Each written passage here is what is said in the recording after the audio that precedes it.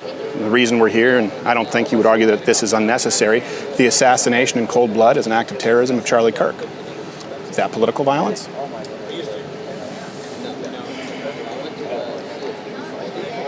You seem so confident on the Hortmans, but not Charlie Kirk. I was just thinking about your question.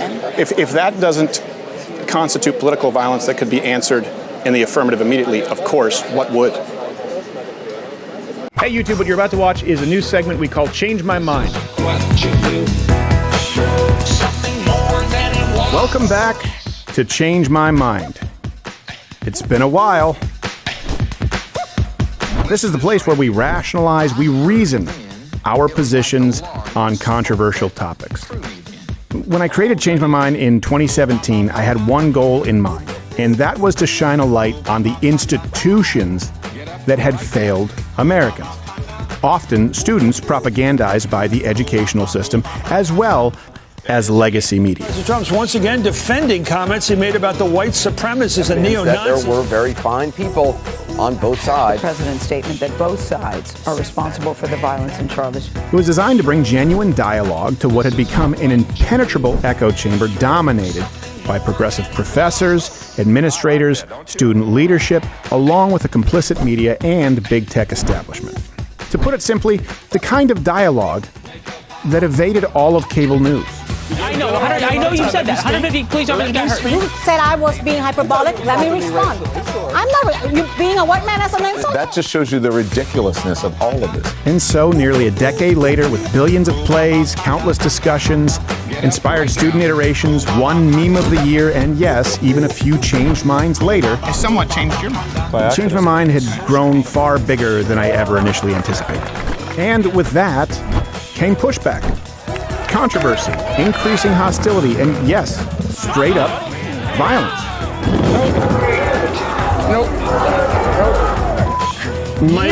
You piece of living garbage ass dumpster fire.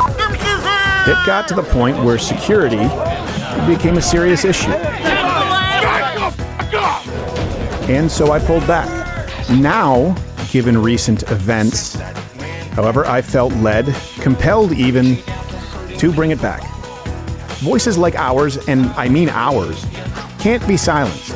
And I say this to you watching on the left, made me do this.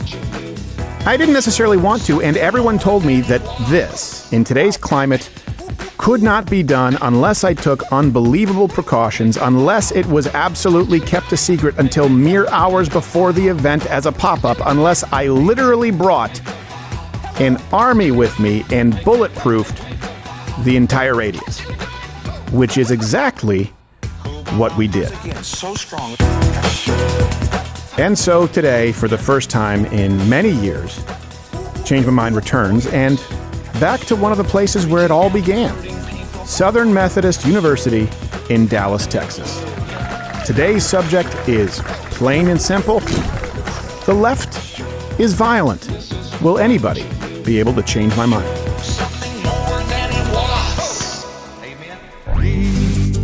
Thank you, Christina, for sitting down. Tell me one more time. Stephen. Yes. Okay. So I'll take that. I mean, you're not maybe super familiar with what we do with these this series. Let me just kind of clarify what it is.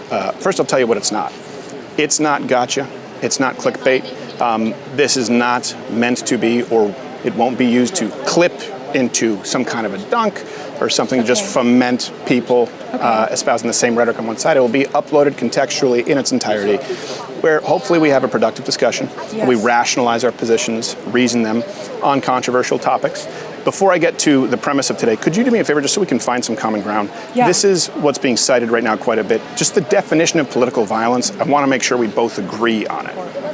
Political violence are criminal complaints, indictments, and court records looking for crimes that seek a socio-political change or to communicate to outside audience. And I'll summarize it. That's the technical description from the source cited. Yeah. It's violence as a tool being used toward a political end. In other words, just because you vote Democrat or because you vote Republican, if you accidentally hit someone with your car and commit manslaughter, that's not political violence.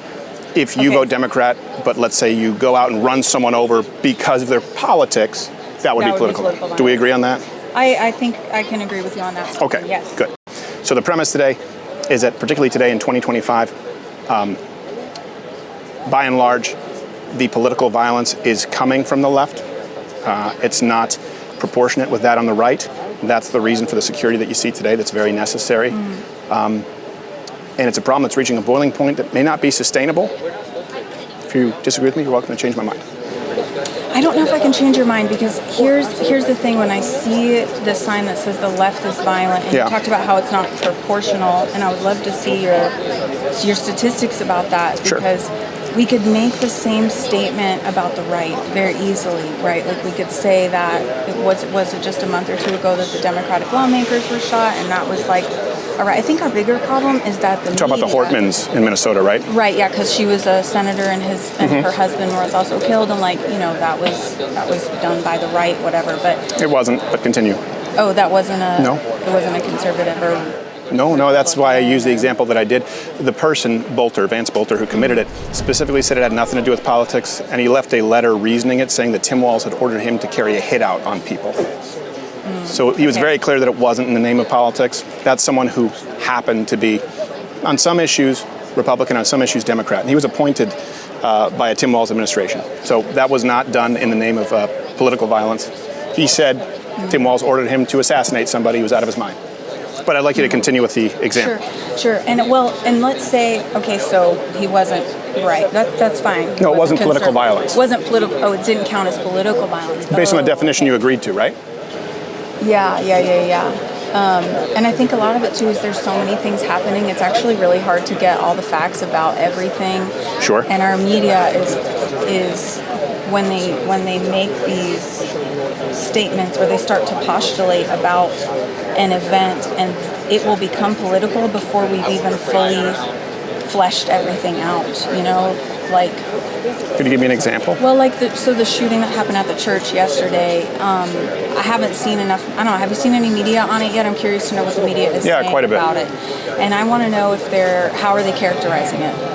Yeah, the media isn't characterizing, even I will say this, even on the left and the right, they're not really characterizing that as political violence. Okay. Because it was a guy who really seemed to harbor ill will toward the Mormon church. So it's pretty hard to categorize it as political violence when the targets were largely conservative, and the man who carried out the action seems like he might be Republican. But I think we could pick a more clear example, a multitude of them. The reason we're here, and I don't think you would argue that this is unnecessary, the assassination in cold blood is an act of terrorism of Charlie Kirk. Is that political violence?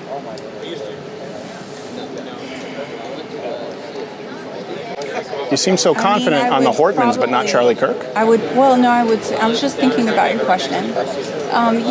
Probably because he was like Turning Point USA is a conservative organization, right? That's meant to try and rally young conservatives and be involved. And so, I would probably agree that his death was political, or his murder, assassination was politically violent.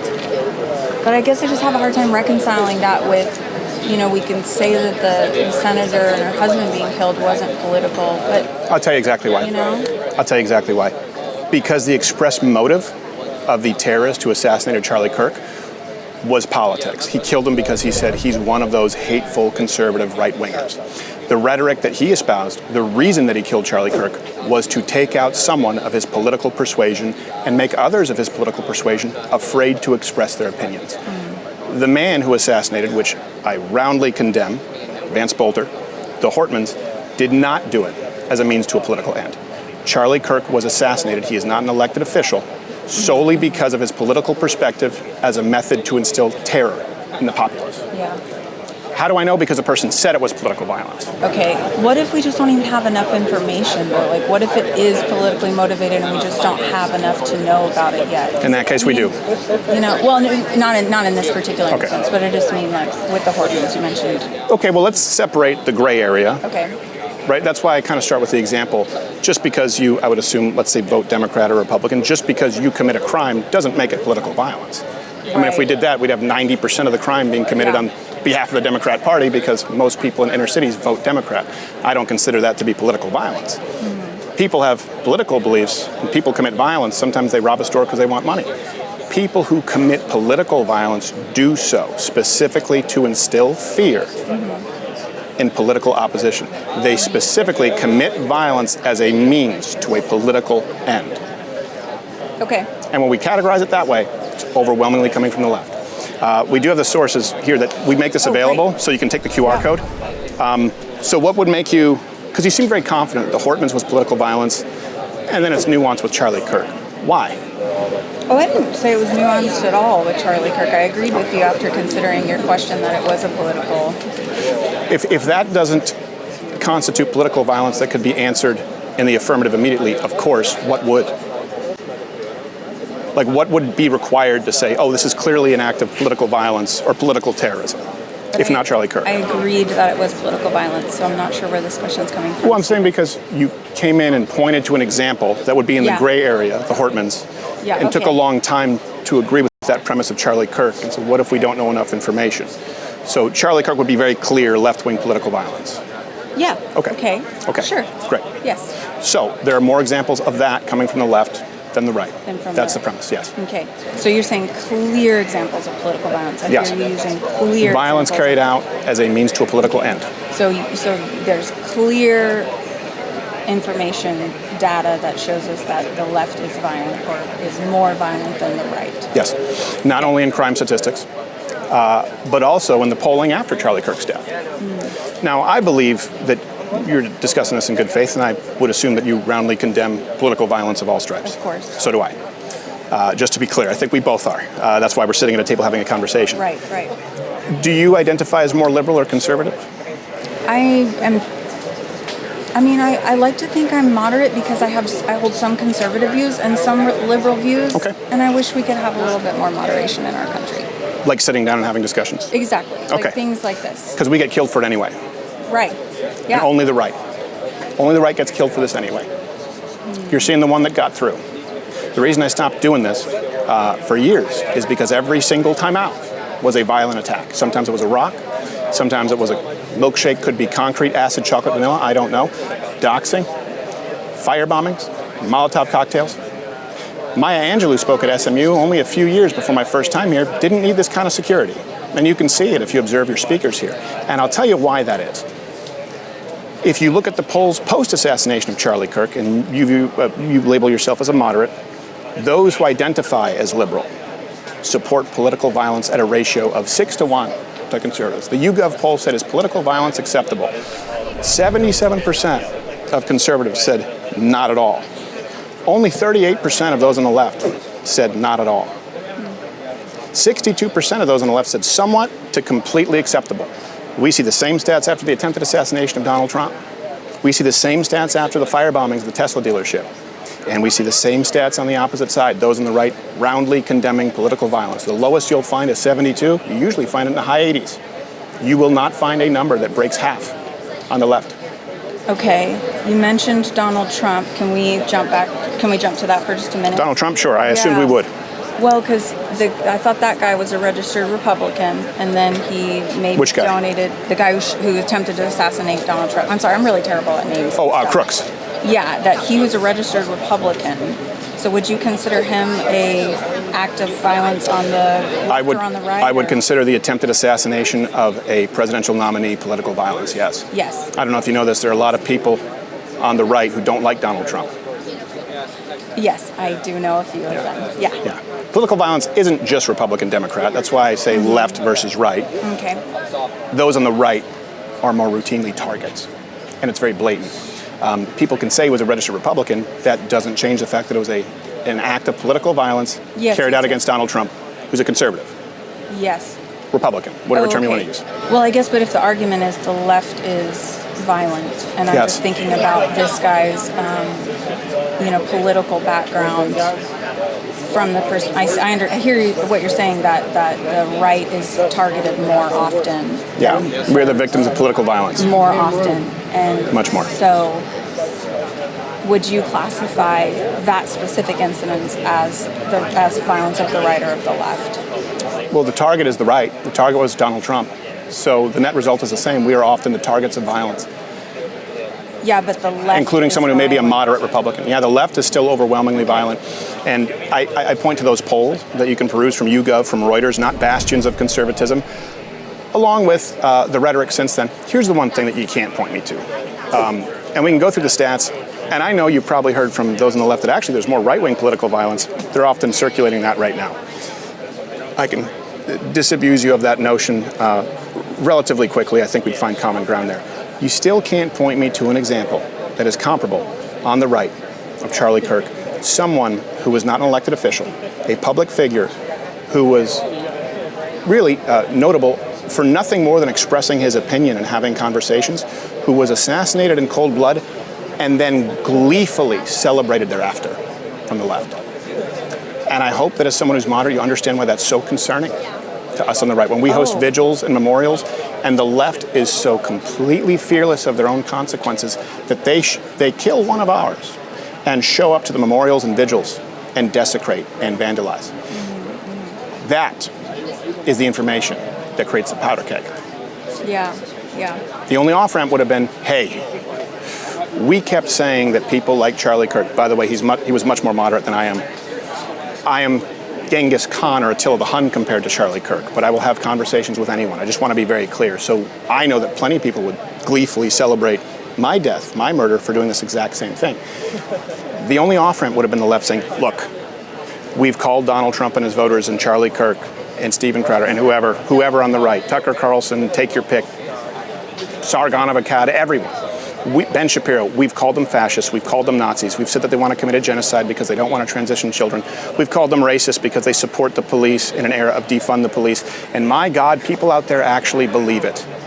It's incumbent upon us to tone this down and say, You know what? They're not fascist. We made these people believe that this guy would never relinquish the reins of power. How do you deal with fascists? You can't do it at a ballot box. If I believed that there was an actual government right now that was executing blacks, as the left has said about the police force, if I believed that there was a leftist government that was actually fascist, that would jail any and all political dissidents, if I believed that the left was committing a genocide against white conservative Christian men, and if I believed that that administration would never host a democratic election again, I'd be out in the streets with a gun. You have a huge portion of Democrats who believe that about Donald Trump and his voters. Yeah, I mean, I believe you saying that people believe that. Absolutely. That's very different between the right and the left, isn't it? I mean, I don't know, Stephen. It feels like it's so polarized right now. It's